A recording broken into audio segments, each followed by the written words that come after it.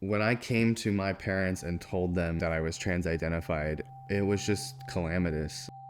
My parents, in the bravest act that I've seen in my life, and I think ever will, against every single pressure of society, of doctors, of therapists, of other people, other adults, their peers in life, despite all of that full attack on them from all sides, they said no. If only you just gave him this pill or gave him this thing, he tells you he would be cured. The world tells you he'll be cured. These people in my generation need to wake up, take charge, or you will lose your children, and they will become a product of something you can't imagine.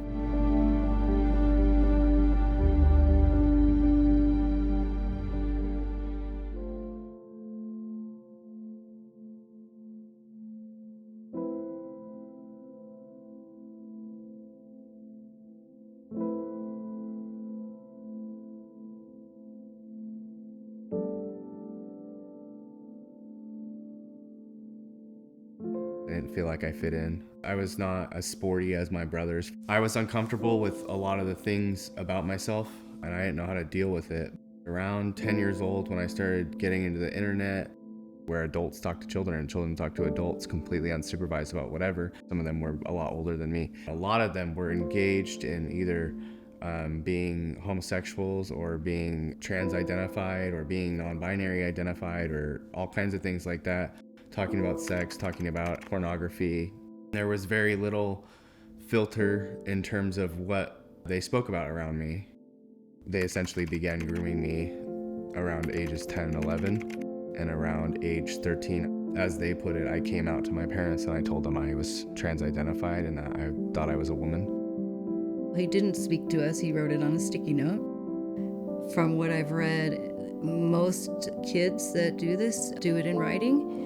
They are coached on what to tell their parents. Luke is naturally a peacemaker and a follower.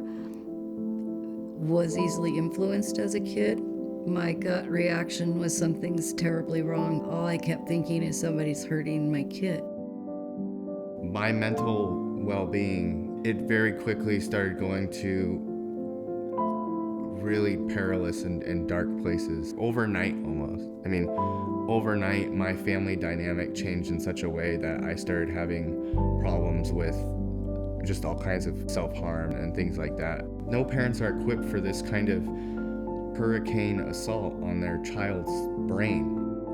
We decided to take him and get him a pediatric adolescent therapist. We told them we wanted a psychologist, not a social worker, and not a psychiatrist, because we didn't want medication to be somehow the answer.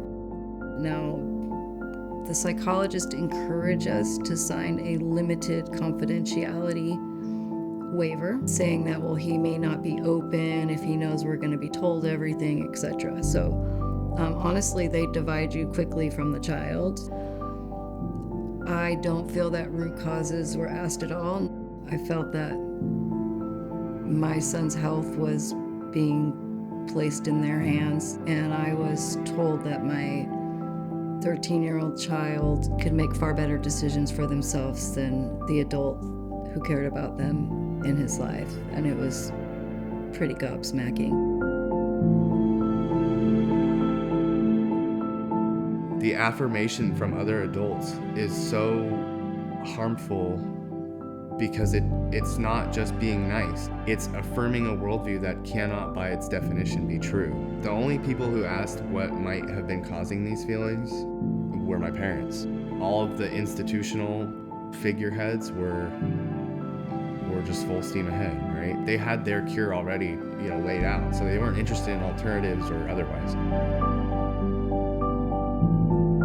In terms of more medical transition, the ideas of it were introduced to me via the internet, but they were also introduced to me through me talking to these counselors and asking them, like, okay, well, what do I do next? Okay, this is the timeline for gender transition, either as a child or as an adult. I had pretty much gone through puberty at this time, so my timeline would have been different. They were still trying to put me on puberty blockers, which doesn't make sense. It's outright quackery. It's not medicine. It's just playing with people's hormones, people's endocrinological systems. They say it's not a medical condition. They say you're born this way and it's okay and you can pick your gender, yet we need a diagnosis in a psychiatric manual. It's also not a mental illness, according to most. I couldn't understand that and was basically told I was a bad person for asking that question. I had them try to explain to me what exactly the harm was in not putting artificial hormones in my 13-year-old child, and their only explanation is how they're going to commit suicide. So then I moved on to try to find real research. This gentleman followed kids over a long span of time, childhood until adulthood, and his recommendation was to basically provide psychological, emotional support, but leave the children alone. No social transition, no medication. And in his study, by age 19 or so, 20, something like 90% of these children accepted their own biology. My parents, in the bravest act that I've seen in my life, and I think ever will, against every single pressure of society, of doctors, of therapists, of other people, other adults, their peers in life, despite all of that full attack on them from all sides, they said no. And one of the deepest regrets of my life, they had the attacks from me. They had me saying that they were bad because they wouldn't let me do this, and that they hated me, and that they were going to ruin my body. I did my best to approach it from his physical health, providing articles. I've been a nurse for 33 years, and my first job was in the NICU, so little tiny kids. My approach was purely scientific in a lot of ways, because my child's gender isn't why I love them. My child's identity isn't why I love them. Your love isn't based upon that, although they want it to be, but it isn't.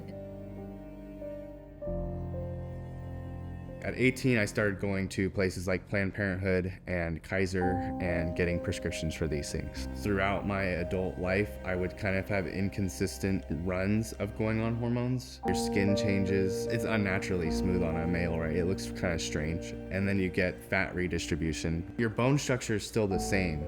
You're not looking female. You're just not looking right as a male because you're starting to get kind of a pear shape on a male body, which is an odd picture. One hand, you get this advertised euphoria of, well, I'm doing the thing that I'm supposed to be doing and I'm gonna look like the woman that I imagine myself to be. On the other hand, if you are anywhere based in reality, and usually if you're not more fetishistic, you understand the realities of what you look like, and it's almost more psychologically tormenting because every day of doing the medical interventions, you're thinking obsessively about, well, if I took more of a dose, if I did this surgery, right, I could just fix it. Facial feminization surgery is one of the big things that I was seeking out. I went to Los Angeles for one of these consultations with a very skilled doctor. It was going to be $200,000. The suggestion for how to pay for that was to go to a University of California school and have them pay for that. And I had a consultation after that one for surgery to reduce your Adam's apple. I think it's called a tracheal shave. This doctor, he talked to me like the sleaziest used car salesman I've ever met in my life. He was in a very fake way affirming me, like complimenting me on things that I knew. I was self-aware enough to know were not true, right? He said my voice was very feminine, for example, which is, strange. I don't know a lot of women that sound like me. These lies were building up. I'm like, wait, maybe this isn't like good for me. I was starting to really despise the especially more visible parts of what I'd call, even though I think this is a misnomer, the trans community. I didn't identify with jumping up and down in the street with a transgender flag. This is not who I am. This is not who I want to be.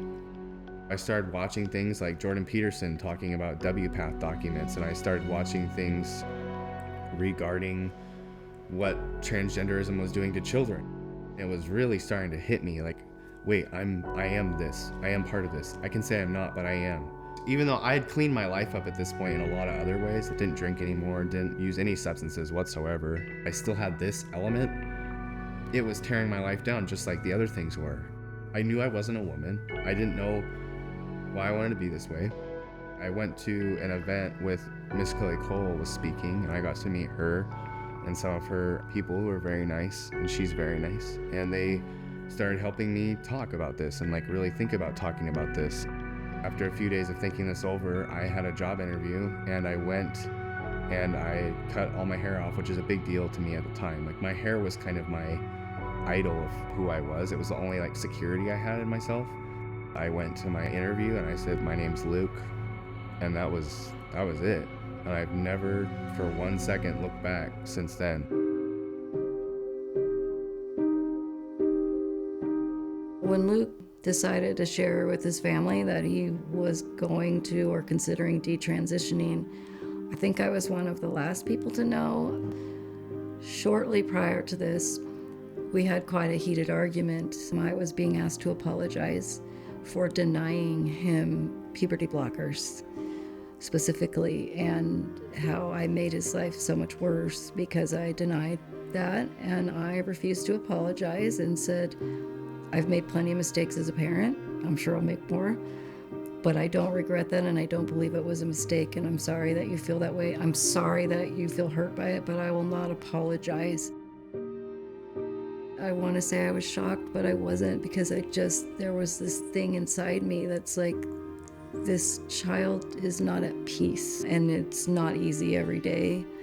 I think he feels a lot of regret and feels that, and I do too, a childhood kind of robbed. But just seeing him move forward in a balanced way and just, again, at peace. That's all I ever wanted. In terms of long-term lasting effects of medical interventions, I have gynecomastia. That's hard on your confidence as a man. I would say the overall lasting effects are mental. I know I'm a man, I'm very happy about that. But the waste of more than a decade of my life is a regret that I can never get back or undo. If I could talk to myself just before this all started happening, I would tell myself that it was okay to be me, and that to never let any institution or any strangers or any outsiders separate you from your family. People who are trying to split you apart from your family or your country or your faith are usually evil, and they want something from you, and they hate you. It's a really strong part of my faith that it's never too late to say I'm sorry or to say that you want better for yourself. It's never too late. In my role as a nurse, I do understand that there are professional associations, again, have made this a political issue. They aren't being permitted to practice their training and their first commitment, which is to do no harm. I would encourage them to go back to their biology class and then go back to their oath that they took to do no harm, because with just those two things, leave everything out of it. They know what they're doing is wrong. There's no evidence to support what they're doing, to give these kids these drugs that will make them impotent, infertile, and suffer for their lifetime, not to mention the osteoporosis, the heart disease. I mean, the list goes on that we don't even know. I think that these people should be held accountable, and I think that they should go to jail. This is a crime. It is abuse. I think it's done in part for money. It gets darker for females, but I see a lot of males and females both experiencing that feeling of like it's never enough. The structural interventions that they're talking about are not minor, but they also almost never produce the result that the person wants. They have to keep chasing medical interventions. And of course that's great if you're a doctor selling these things. You're like the neighborhood drug dealer, and it's just horrendous. It's never enough. It did ruin my life. I was being exposed to horrible things. It destroyed my family. I was destroying my life. And these people are helping do that. And so what matters to me is that one male, especially, anyone, but one male especially can look at that who's going through this and say, like, this can happen for me too, and I don't have to live like this anymore.